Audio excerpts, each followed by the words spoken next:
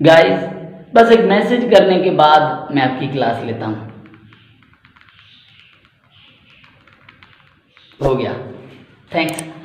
तो फ्रेंड्स, ऐसे कई सेंटेंसेस होते हैं जो हम अपनी डेली लाइफ में बोलते हैं कि बस एक मैसेज करने के बाद मैं आपकी क्लास लेता हूँ, या होमवर्क लिखने के बाद मैं क्रिकेट खेलने जाता हूँ या क्रिकेट खेलता हूँ।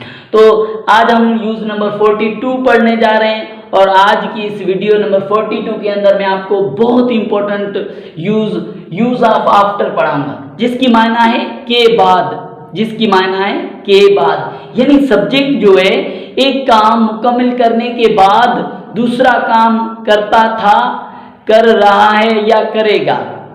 तमाम टेंसेस के अंदर सेंटेंस हो सकते हैं कि सब्जेक्ट ने एक काम मुकम्मल करने के बाद जो है वो प्रेजेंट के अंदर सेंटेंस बन सकता है, उसके बाद पास्ट के अंदर भी बन सकता है और फ्यूचर के अंदर भी बन सकता है। तो आज की इस वीडियो में मैं बिल्कुल आपको अच्छी तरह आफ्टर का यूज पढ़ाऊंगा, और आज की ये वीडियो देखने के बाद आप जो आफ्टर के यूज के सेंटेंसेस होंगे उनमें कभी कंफ्यूज नहीं होंगे। तो देखते रहिए मेरी ये वीडियो यहीं तक। सबसे पहले मैं आपको फार्मूला बयान कर दूं, क्योंकि फार्मूला बहुत ही इंपॉर्टेंट चीज होती है फ्रेंड्स। फार्मूला ही तो होता है जिससे हम करेक्ट सेंटेंस कर पाते हैं। फार्मूला कह रहा है सबसे पहले आफ्टर लिखें। क्या लिखेंगे? आफ्टर लिखें। उसके बाद वर्ब की आईएनजी वाली फॉर्म। हम कहें कि यहाँ पे गिरंड इस्तेमाल होता है तो भी गलत नहीं होगा, लेकिन मैंने आपकी सहूलत के लिए, आपको आसानी से समझने के लिए यहाँ पे लिखा वी आईएनजी, यानी वर्ब की आईएनजी वाली फॉर्म, वर्ब की फोर्थ फॉर्म, उसके बाद ऑब्जेक्ट, उसके बाद हमने सब्जेक्ट, उसके बाद वर्ब। अब वर्ब कैसे लगाना है?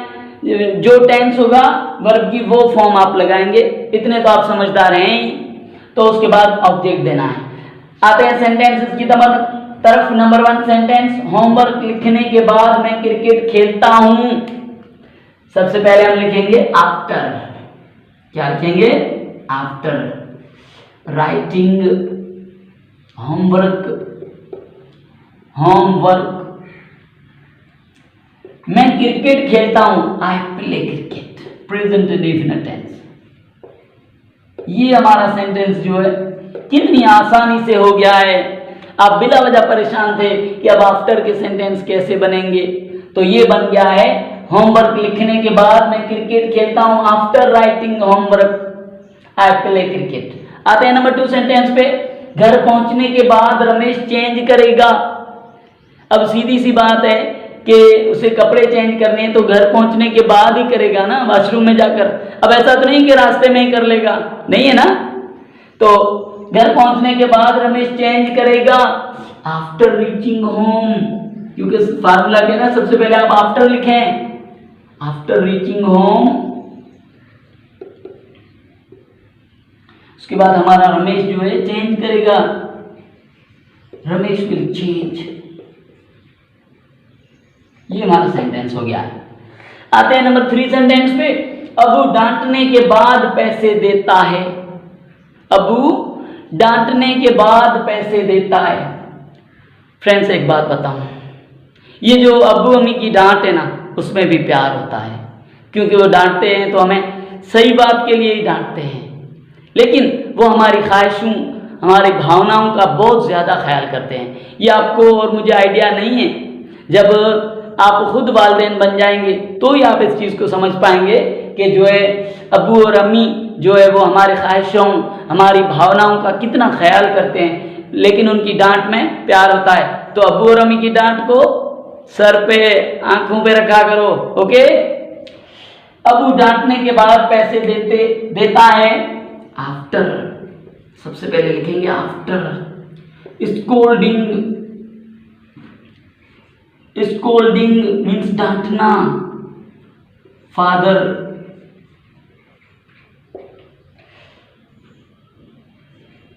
Give me money.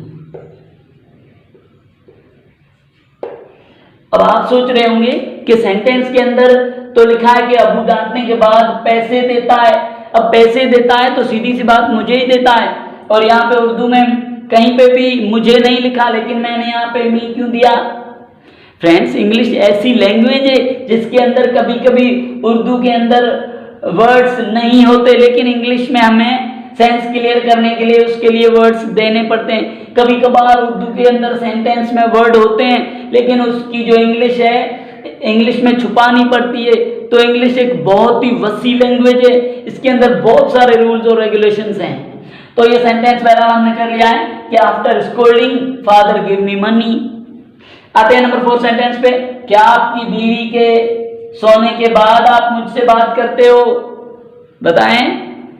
सीधी सी बात है, बीवियों के सोने के बाद ही हम किसी पर्सनल से बात करते हैं, वरना तो बात नहीं करने देंगी ना, करने देंगी, झगड़ा हो जाएगा भाई।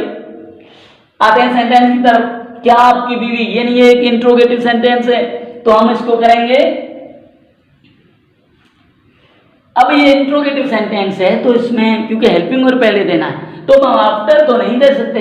अब हम क्या करेंगे कि जो सेकंड पार्ट है उसे आगे लेकर आएंगे। क्या आपकी बीवी के सोने के बाद आप मुझसे बात करते हैं? Do you speak to me after sleeping your wife? तो अगर इंट्रोगेटिव सेंटेंस आ जाए तो आपने ध्यान में रखना है कि पहले आप जो है सेकंड पार्ट जो है सेंटेंस का वो लिखेंगे क्योंकि हमने इंट्रोगेटिव करना है। और ये जो आईएनजी वाली फॉर्म आप समझ रहे हैं, ये आईएनजी वाली फॉर्म नहीं है, कंटिन्यूअस टेंस नहीं है, ये जिरंड है जो कि इस्तेमाल कर रहे हैं हम। इसलिए अब जिरंड से या आफ्टर से तो सेंटेंस इंट्रोगेटिव हो नहीं सकता, इसलिए हमने सेकंड पार्ट को पहले लिखकर उसका हेल्पिंग वर्ब आगे लाकर सेंटेंस को इंट्रोगेटिव किया है। क्या आपकी बीवी के सोने के बाद आप मुझसे बात करते हो? Do you speak to me after sleeping your wife? रुकिए फ्रेंड्स, कहाँ अभी कुछ सेंटेंसेस रहते हैं जो कि आपने करने के बाद इस वीडियो को छोड़ना है। तो फ्रेंड्स, एज एन एक्टिविटी कोई 5 सेंटेंसेस मैंने लिखे हैं जिनको आपने सिर्फ ट्रांसलेट करना है। मतलब सिर्फ अगर अफर्मेटिव है तो अफर्मेटिव ही करें, नेगेटिव है तो नेगेटिव ही करें और इंट्रोगेटिव है तो इंट्रोगेटिव ही करें। तो थोड़ा सा काम है जो मैंने एज एन एक्टिविटी आपको दिया है। नंबर 1 सेंटेंस है, पूनम स्कूल छोड़ने के बाद जॉब कर रही है। माशाल्लाह। अगर पूनम जी ये वीडियो मेरी देख रही है तो आपको बधाई, क्योंकि स्कूल से निकलने के बाद फौरन आपको जो है जॉब मिल गई है, क्योंकि सेंटेंस हमें बता रहा है कि पूनम स्कूल छोड़ने के बाद जॉब कर रही है। तो जॉब करना जो वर्ब है, परफॉर्म है हमारा वर्ब करना। नंबर 2 सेंटेंस, तुम मेरे मरने के बाद बहुत पछताओगे। हम आह भरी आवाज में अपने रिश्तेदारों को, दोस्तों को, घर वालों को या अपने लवर को कहते हैं कि तुम मेरे मरने के बाद बहुत पछताओगे। तो पछताना जो वर्ब है वो रिपेंट, मैं यहाँ पे लिख देता हूँ रिपेंट, और मरना जो है डाइंग। आते हैं नंबर 3 सेंटेंस पे।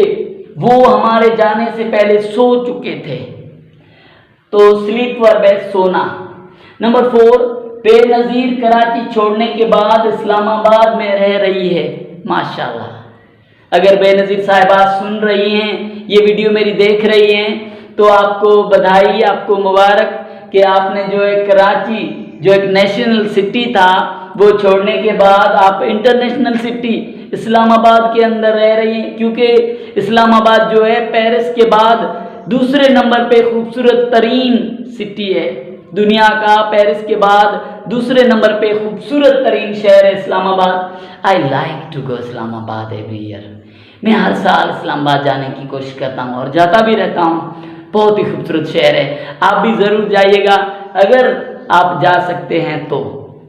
फ्रेंड्स, आते हैं नंबर 5 सेंटेंस पे। क्या गुलाम हैदर नौकरी मिलने के बाद मिठाई बांटेगा?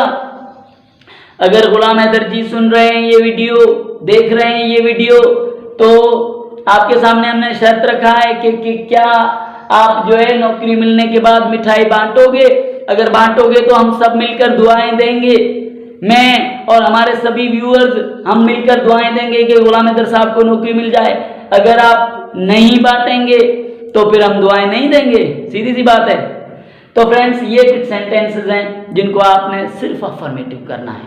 यानी अगर सिर्फ एक उसकी ट्रांसलेशन करनी है, अगर अफर्मेटिव है तो अफर्मेटिव ही कर दें बस इंग्लिश के अंदर, नेगेटिव है तो उसी में कर दें, इंट्रोगेटिव है तो उसी में कर दें। तो आज की इस वीडियो नंबर 42 में मैंने आपको जो है आफ्टर का यूज़ जो है वो भी बहुत ही अच्छी तरह पढ़ा दिया है। मैं उम्मीद करता हूं कि आप मेरी इन वीडियोस के थ्रू घर बैठे बहुत ही अच्छी तरह इंग्लिश बोलना सीख लेंगे।